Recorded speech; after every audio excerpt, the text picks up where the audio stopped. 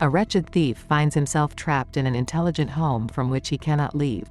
A panoramic shot of downtown packed with buildings opens the movie. After that, the camera moves to a penthouse inside one of the tall buildings. The inside is neat and orderly, as though no one resides there. Meanwhile, radio chats are taking place and the sound of chopper blades chirping can be heard over the town. Nemo, the main character and a housebreaker, arrives on the roof as the countdown comes to a conclusion. After breaking past the security netting, he enters and uses a terminal to disable the security system. He now has 7 minutes to remove everything luxuries and artwork from the flat, which he does with great passion. But there's a problem with the expropriation procedure. The thief is unable to locate a self-portrait by the lesser-known Austrian painter Egon Schiele. Nemo visits the video installation room after speaking with his collaborator over the radio, only to discover that the masterpiece is also missing.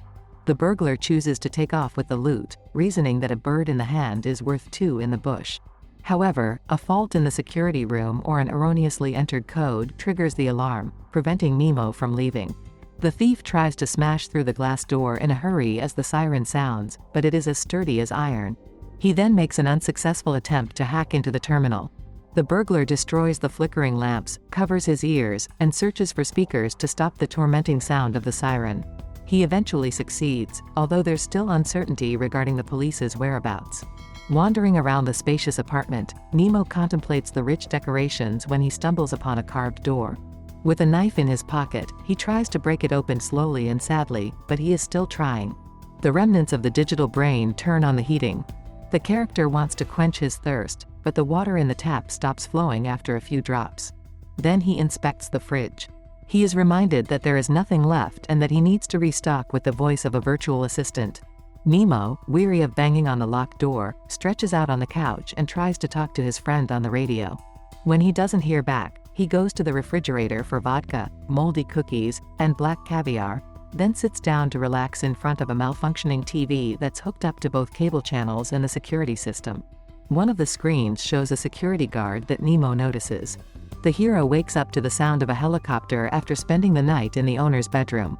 Running to the glass door in the hopes that it may return for him, he sees a pigeon imprisoned in netting on the terrace. He calls his accomplice over the radio after taking a shower in the greenhouse's improvised lake. When he tries to use the phone, it is disconnected. The work PC is also disconnected. Its owner is in Kazakhstan on a business trip, building a tower. Nemo uses happy activities to break up his captivity, like using the restroom and staring at rotting oranges. He tries to shatter the glass with the citrus fruits, but predictably to little effect. He spots a light window that can be damaged or opened on the ceiling.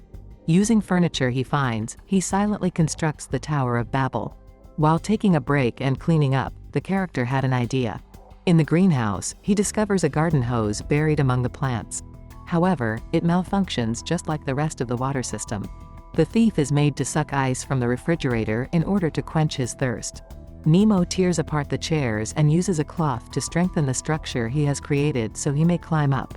He soon climbs the man-made, unsteady mountain with the bravery of a mountain climber. Still, it's not nearly enough to reach the window, and the burglar is compelled to go back down in order to address the architect slumbering inside and sketch a new plan for the tower. In the process, the smart house turns on the images from the surveillance cameras, and Nemo sees the maid having lunch on the steps. When she leaves after finishing her lunch, the irate man approaches the broken control panel and tries to turn the thermostat down a bit. However, the temperature setting is not the only issue he faces. His hand gets sliced while trying to open cans without a can opener since he is running low on food. Later, the house automatically turns on the Pepe Macarena as a reminder that the door has been open for too long, forcing Nemo to escape the heat and hunger inside the open refrigerator. He fortifies himself after breaking up the canned food by dusk and discovers that the pigeon on the porch is sheltering from the rain under a tree because it can't find. The following day, the hero opens the freezer containing the supplies, meat and canned dog food, using the artwork as a chisel. He hears the sound of water being poured just then. The greenhouse's sprinkler system has been activated on its own. He dashes over to it, where he takes a makeshift shower and has a drink while he can. The Salvation Tower is strengthened by all the materials, but it still sways like a drunken sailor in a storm. Nevertheless, Nemo makes it to the ceiling window, which appears to be just as solid as the walls. Tired from the heat of the night, he watches a maid named Jasmine on the cameras and he sketches in his notebook. She's only on the other side of the front door, he realizes, but she's listening to music on her headphones, so he ignores the noise. Nemo does not realize right away that the smart house has changed the climate control to a colder setting as he watches the girl leave and use the basement elevator. The hero rejoices at the gusts of cool air, but does it cautiously, realizing that anything can be expected from the broken piece of iron. The next morning, the waterer fills the bowls the man carefully left out. He gently pours the harvest into a bottle to last another day or two. When the thirst issue has been solved, even the intrusive Macarena is no longer as annoying. Nemo, having gained his strength, begins to rummage through the rooms of the spacious apartment he has not yet searched. He uses rags, obscenities, and the shards of safety glasses to break a vase. After making sure he is safe, the hero ascends the tower and begins to chisel the window frame. The following day, while he makes dinner, Nemo speaks to himself in an attempt to break the quiet ennui that is weighing his head down with uneasy hopelessness. Later, as he eats lunch, he watches the local employees on camera, chatting with them as though they were longtime friends. Disassembling the window frame comes down to an iron nut that can't be removed with anything that Nemo has. Nemo brightens his evening by looking through a telescope at the city spread out beyond his reach, out to her behind the impenetrable glass. As the temperature slowly drops, the thief tries to fix the control terminal, but as fruitlessly as his other endeavors. Under the changed conditions, he is even forced to sleep covered by a blanket rather than in what the Terminator goes back in time. Days pass also the continuous chiseling of window frames and observing the employees of the apartment complex through cameras. Nemo, who is utterly alone and bored, even strikes up a discussion with a pigeon that is imprisoned on the other side of the glass. The bird can't find the hole it flew in through, so he asks it to fly to the park for assistance. For fun, Nemo also alters the photos on the wall to make them more like those in the 5th grade. He gives the individuals he draws spectacles and horns. Subsequently, the hero finds a secret partition behind the wall after breaking into a wardrobe. He discovers Sheila's concealed self-portrait and a rubber figure of the home's owner, who appears to be buried with a book in its chest. It turns out to be a duplicate of the English poet William Blake's The Marriage of Heaven and Hell, apparently designed by the author himself. After removing the hidden treasures, Nemo heads back to the apartment and discovers his unfortunate companion, a dead pigeon. He hears Jasmine dozing on the landing in front of the door in the evening, but the heavy door blocks out all of his noise. Having failed to get through to her, the hero sadly heads to bed. In his dream, Nemo is at an exhibition hosted by the apartment's owner, whom he meets as a friend. They discuss Sheila's paintings, but Nemo gets sidetracked when he sees Jasmine among the guests, while the others are just faceless extras with darkened faces. As his host announces his impending death, Nemo walks further and further away, only to wander up the shimmering staircase in the darkness, which leads directly to his awakening in the penthouse prison. As dawn breaks, Nemo smashes a chair and painstakingly removes a wrench-shaped object from the leg in order to unscrew the nuts holding the glass in place. The wooden instrument is simply broken by the iron. Frustrated, hungry, and feeling deeply morally unsatisfied, the hostage grabs a fish from the aquarium and eats it. The man, out of ideas, begins writing jokes to himself and using charcoal to draw on the concrete walls.